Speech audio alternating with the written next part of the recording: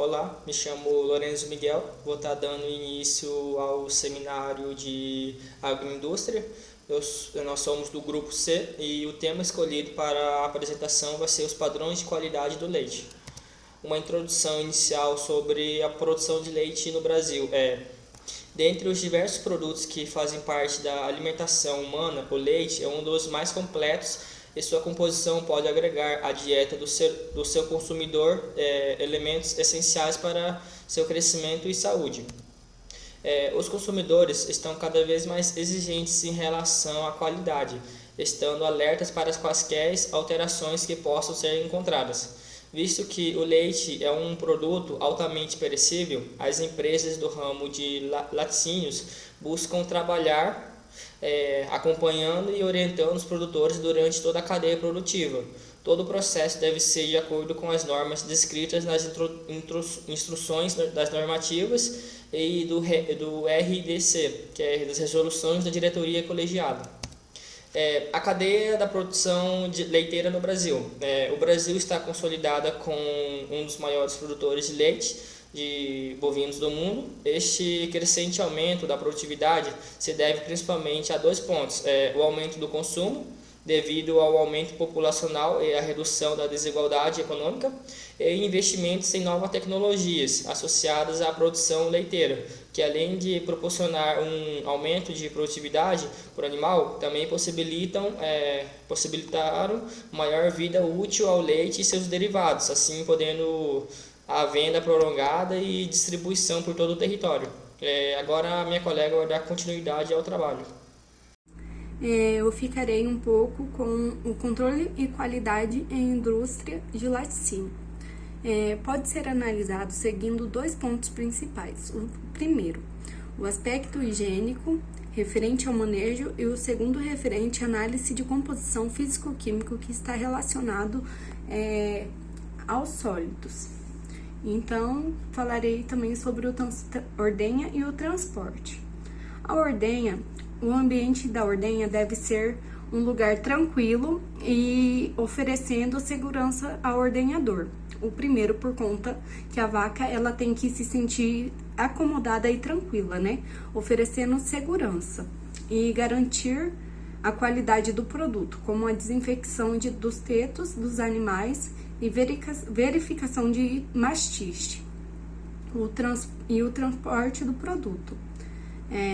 O transporte até o laticínio também deve ser realizado em caminhão-tanque, para evitar a proliferação, né, de micro-organismos e evitar também, né, bactérias, essas coisas. Então, é importante que o tanque seja totalmente fechado, né? E a temperatura de recebimento do produto deve ser de 7 graus Celsius. E eu estarei falando também sobre o controle de higiene do leite, né? Como ele deve ser higienizado e os cuidados dele.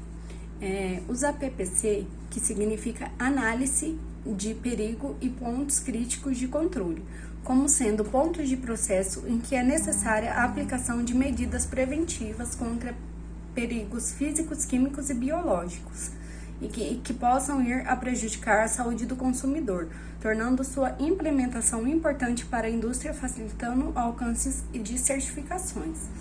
E aos ordenadores, né, recomenda-se, tanto na ordenha mecânica ou manual, lavarem as mãos no início da ordenha, né, e realizarem o antissépsia, né, e com água clorada. Olá, tudo bem? Eu sou a Lenair. A minha introdução vai ser sobre os parâmetros da composição físico-química do leite. Como todos sabemos, a qualidade do leite ela é avaliada por parâmetros, ou seja ela física ou química, e dentre elas temos suas importâncias e características. A qualidade do leite ela já se dá início antes mesmo do carregamento, ou seja, na propriedade do fazendeiro, até que ela chegue a ser para o nosso consumo. Ela apresenta várias variações, ela por si tem várias apresentações de fatores. Os fatores são decorrentes de uma boa alimentação, dependendo da estação do ano, de doenças, período de lactação, intervalos das ordenhas, as fraudes e as adulterações do leite. O conhecimento da composição do leite, ela é embasada extremamente ao determinar a sua qualidade, definindo assim se a propriedade ela é organoléptica ou industrial. Dentro dessa composição do leite é determinada a sua qualidade tecnológica ou de originação de derivados, como temos o queijo, o iogurte, a manteiga e dentre outros, o Yakult, todos os produzidos derivados do leite. As amostras do leite, elas são coletadas tudo conforme as legislações. Elas são enviadas aos laboratórios que têm credenciamento pelo MAPA, que é o Ministério da Agricultura, Pecuária e Abastecimento, para análise do produto. E dentre as normas, temos a IN 62. O que ela é? Ela é responsável para avaliar o processo da industrialização, determinando assim os limites aceitáveis à qualidade, a armazenagem e as instalações dos equipamentos, listando assim o limite apropriado e permeável para a utilização do leite cru. Continuando o seminário, agora eu vou falar sobre análise do leite. Existem alguns testes necessários e obrigatórios que devem ser realizados no recebimento do leite em cada um dos compartimentos do tanque.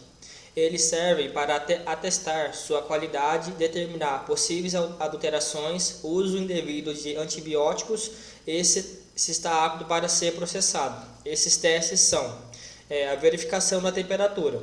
A conservação do leite está diretamente ligada ao fator tempo e temperatura. Os cuidados ao ordenhar até o processamento determinam a contaminação do leite. Quando maior a temperatura que o leite se encontra, maior é a sua chance de contaminação e menor é o tempo de conservação. A IN 62 determina que a temperatura do descarregamento dos laticínios não pode ser superior a 7 graus.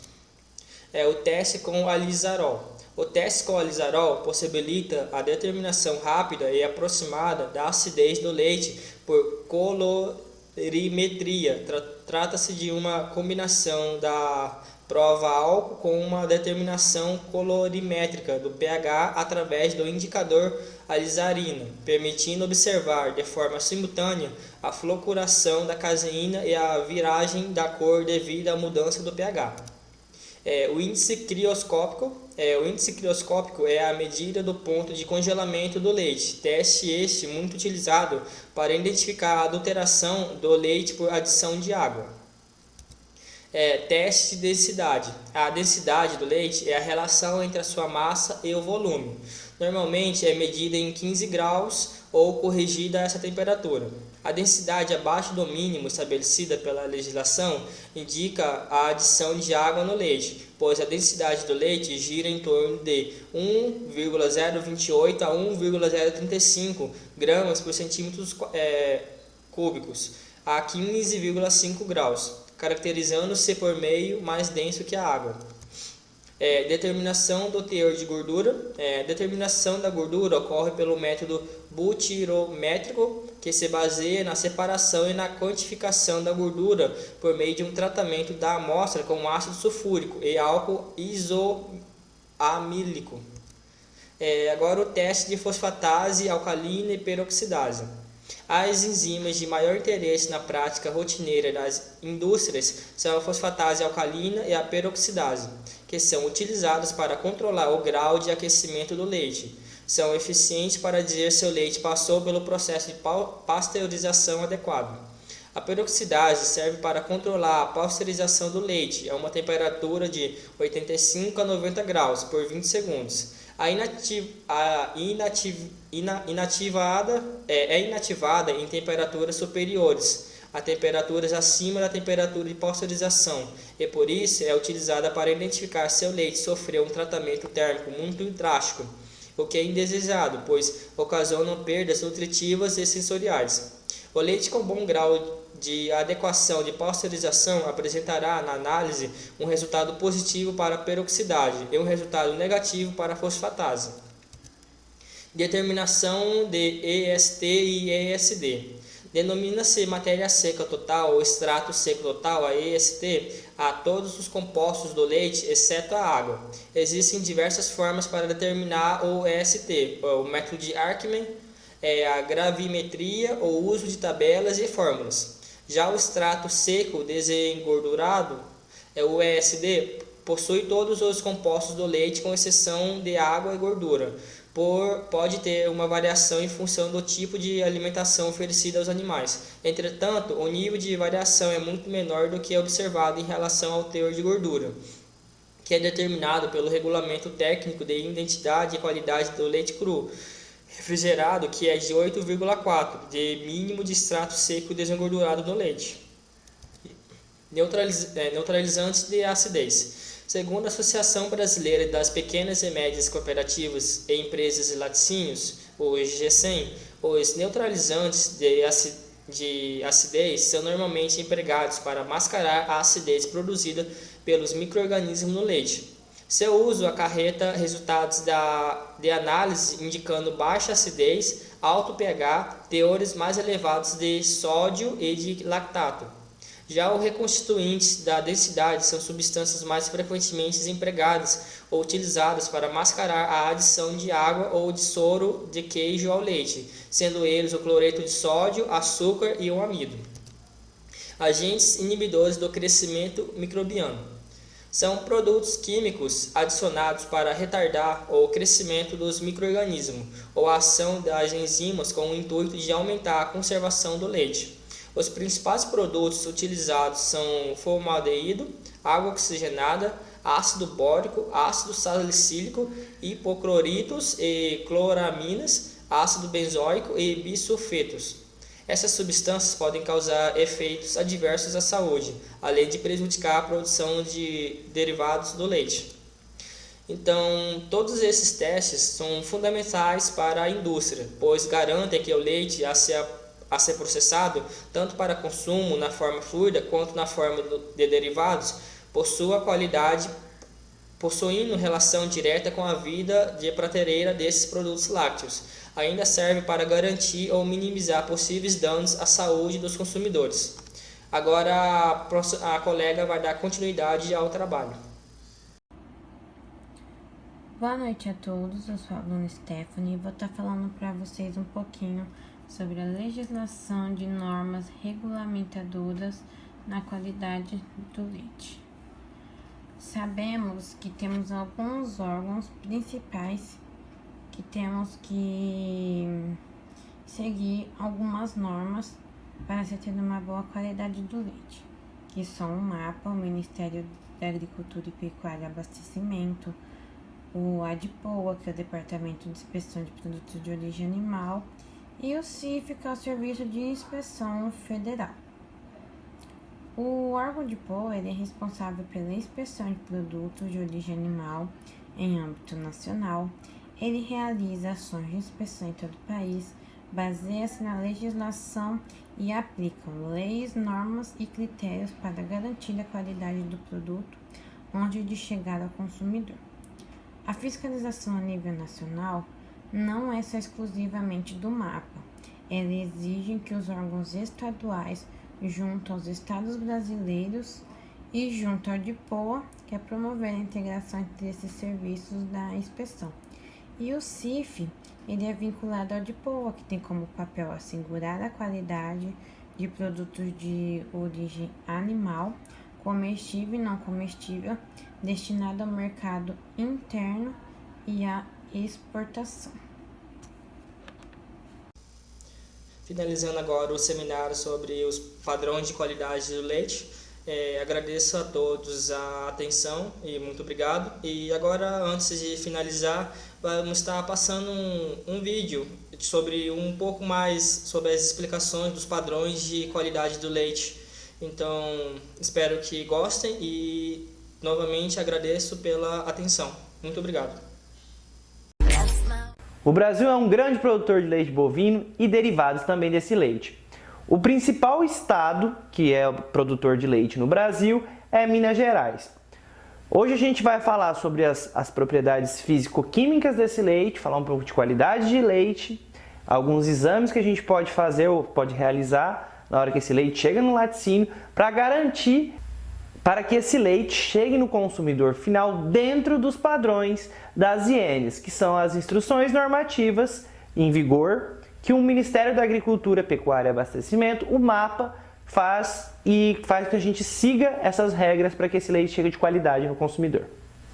Os principais desafios que a gente tem no produtor, na fazenda produtora de leite, são a sanidade desses animais, a nutrição, a contaminação que pode ocorrer nesse leite, porque os consumidores eles exigem um leite saboroso, um leite de qualidade, livre de contaminantes, tanto físico-químicos como biológicos, e ainda que o leite tenha uma quantidade aceitável de lactose, de proteína.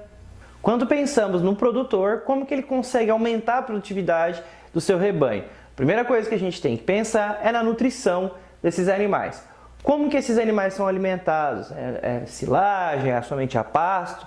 Porque são uma categoria animal que exige uma quantidade nutricional muito grande, tanto em volumoso como em qualidade desse volumoso, porque é um animal que está produzindo uma quantidade muito grande de leite. A segunda que a gente pensa é na parte de sanidade animal, como que esses animais são tratados, a questão do bem-estar, são vacinados, como é que esses animais passam por estresse, eles sofrem estresse calórico, estresse alimentar, como que esses animais são conduzidos até a parte da ordenha, como essa ordenha é realizada, é uma ordenha mecânica, é uma ordenha manual, como que é o local que esses animais estão. Então o bem-estar é um dos principais. E em terceiro é o treinamento desses funcionários ou desses colaboradores que vão estar diretamente ligados na produção desse leite, na retirada desse leite, na ordenha desse leite, o manejo do animal, como que ele trata esse animal. Esse animal ele recebe algum tipo de batida, é tocado com vara, choque, esses animais são levados calmamente.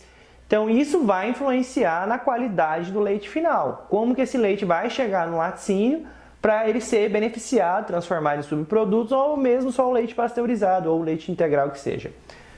Os dois principais pontos que a gente sempre bate em cima e que os fiscais também cobram da gente é o CBT e o CCS. Então são contagem de células somáticas e contagem de bactérias totais, então o CBT e o CCS. Nessa normativa nova, a IN 77, ela rege que esse leite não pode chegar no laticínio com uma unidade formadora de colônia ou um FC acima de 300. Então, se o leite apresentar, essas análises são feitas mensalmente, de todos os produtores de determinados laticínios, todos os laticínios têm que fazer essas análises.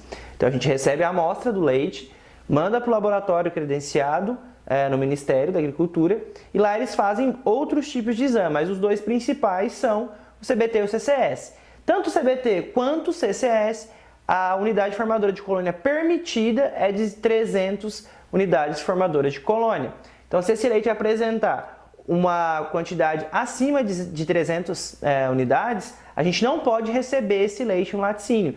Por que a gente não pode receber? Porque esse leite tem algum tipo de contaminação. Das duas, umas. Quando se fala em CCS, que são contagem de células somáticas, esse animal indica o quê? O que aconteceu com esse animal que apresentou essa unidade formadora de colônia acima de 300? A gente pensa contagem de células somáticas, as células somáticas estão relacionadas com o animal. O que aconteceu com esse animal? Geralmente está ligado com algum tipo de patologia que esse animal se desenvolveu. Por exemplo, a mastite. Então, se o animal tiver com a mastite, a unidade formadora de colônia do CCS vai estar aumentada. Então, quer dizer o quê? Peraí, esse animal passou por algum tipo de infecção e então subiu as células somáticas desse animal e isso apresentou no leite que a gente está chegando no laticínio para fazer a entrega. Então, a gente já pensa que esse animal passou por algum tipo de processo infeccioso. Já no CBT, que são as contagens de bactérias totais, não estão ligadas com a sanidade do animal, a sanidade do próprio animal, se ele passou ou não por algum tipo de doença ou algum tipo de tratamento, mas sim o que acontece na hora da retirada desse leite, ligado ao manejo desse produtor ou desse colaborador que está fazendo a ordenha desses animais. Então ele pode contaminar o leite, que estava um leite bom, um leite aceitável para ser consumido. Quando ele entra em contato, por exemplo, com mangueiras, com teteiros sujos, a mão do próprio manipulador, do ordenhador, não fez a limpeza, a desinfecção desses tetos antes de começar a ordenha. Então são algumas coisas que podem acontecer de contaminação do próprio ser humano para aquele leite. Os baldes que são utilizados, os latões que são utilizados, os caminhões que levam esse leite. Então é ligado à higiene do manipulador e do local, não ligado, como o CCS, à sanidade do próprio animal. Então esses dois são os dois principais que a gente tem nessa nova normativa IN 77. Mas existem outras análises que são realizadas no laticínio diariamente ou periodicamente em cima desse leite recebido todos os dias. A principal que a gente faz todos os dias é o alizarol, que é o teste de alizarol que vai dizer para quem está fazendo a análise, né, no laticínio no caso, a acidez desse leite. Então é um teste simples, que você colhe uma quantidade de leite, uma quantidade de alizarol, elas são misturadas dependendo do resultado de cor que tem ali, que dá ali naquela mistura. O leite está ácido, o leite está neutro ou o leite está básico. Ela varia de amarelo para ácido e de roxo para básico.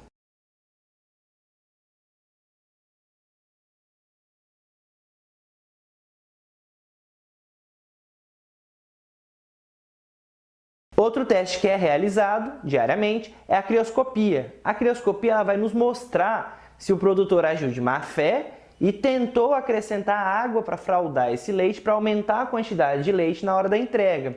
Então essa crioscopia é um aparelho que a gente coloca a amostra do leite. Esse aparelho vai fazer a coleta, retira para dentro do aparelho e faz por temperatura. Então o leite tem uma certa temperatura que se ele não congelar, beleza, ele não tem nenhum tipo de acréscimo de água. Já se essa temperatura passou um pouquinho do que a gente variou um pouquinho do comum dele, já diz que esse produtor acrescentou tantos por cento de água. Então tem uma tabelinha que a gente usa lá do aparelho, que a gente sabe se deu 0,1 a mais de acréscimo de água, 1% de água, 2% de água. Então a gente consegue pegar essa análise também, essa fraude no caso de água do que o produtor pode fazer. Outros parâmetros também tem que ser seguido para a gente ter uma certeza dessa qualidade desse leite. O primeiro que a gente tem é a gordura. O leite tem que apresentar no mínimo 3% de gordura naquela amostra para dizer que esse leite está dentro dos padrões dessas instruções normativas. A segunda, a gente tem a lactose. A lactose vai variar um pouquinho também, mas é mais ou menos 4,3% da amostra que está ali de lactose naquele leite. Proteína, a gente tem que ter no mínimo 2,9, mas sempre dá um pouquinho mais. E isso vai variar principalmente gordura do leite em raças. Algumas raças têm uma porcentagem um pouquinho maior de gordura na sua composição. Por exemplo, a Jersey é um dos animais que mais possui gordura no seu leite, mesmo sendo um animal menor em relação às outras raças, girolando e holandesas. A Jersey ela possui um pouco a mais de gordura, geralmente volta em torno de 3%, 3,5%. Já nas Jersey a gente consegue achar animais até com 4,5% de gordura. Então essas análises podem variar, mas nunca podem ser menor do que está na normativa. Senão a gente não pode receber esse leite para ser beneficiado. Existe também um teste de antibióticos para saber se esse animal teve algum tipo de tratamento ou não. Então a gente apresenta também lá, a gente faz a cultura e sabe se esse animal apresentou algum tipo de tratamento ou não, se ainda tem algum tipo de circulante, de resíduo de medicamento dentro do leite que esse animal produz. Passando por todos esses testes e estando dentro do padrão dessas instruções normativas, a gente pode receber esse leite para beneficiamento. E aí depois que a gente recebe esse leite, ele vai passar por vários processos. Pode ser a pasteurização, a esterilização. Esse leite vai ser envasado para consumo líquido, ou esse leite vai passar por uma transformação para fazer mussarelas, algum outro tipo de queijo, para doce de leite, iogurte, bebida láctea. Então vai depender para onde a gente vai mandar esse leite. mas a gente vai entrar certinho em cada um desses setores depois. Vamos falar só sobre pasteurização, para não ficar muito maçante e muito enjoativo essas aulas. Então hoje a gente tem que lembrar o que a gente pensa quando a gente fala de qualidade do leite. A gente tem que pensar que eles não podem ter contaminações de CBT, que é contagem bacterianas totais, que estão ligadas com o mau manejo do proprietário ou do colaborador que contamina esse leite, tanto com o balde, com a mão ou com a não limpeza desses aparelhos que a gente usa, tanto a teteira quanto o balde. Então a gente tem que pensar isso, CBT é isso. CCS, contagem de células somáticas, que estão ligadas com algum tipo de infecção que esse animal está combatendo. Um dos exemplos é a mastite, que é uma inflamação da glândula mamária desses animais. A gente falou também das instruções normativas, principalmente a IN 77, que aí a gente vai desmembrar as outras também mais para frente, e ela fala como que esse parâmetro que esse leite tem que estar para que a gente consiga receber ele no laticínio para ele ser beneficiado. Falamos também de alguns testes, crioscopia, acréscimo de água dentro do leite pelo produtor. Acidez, que é o alizarol, se esse leite está ácido, neutro ou básico. Análise de antibiótico, pesquisa de antibiótico para saber se esse animal estava em um tipo de tratamento. Temos a porcentagem de gordura, porcentagem de lactose, porcentagem de proteína e a variação entre espécies desses parâmetros. Lembrando que nunca pode ser menor do que o parâmetro que está na normativa. Sempre pode maior do que o exigido. Então pode variar um pouquinho, mas não varia tanto assim entre uma raça e outra. Por hoje é só. Espero que vocês tenham gostado. Se inscreva no canal, ative o sininho, compartilhe e até a próxima.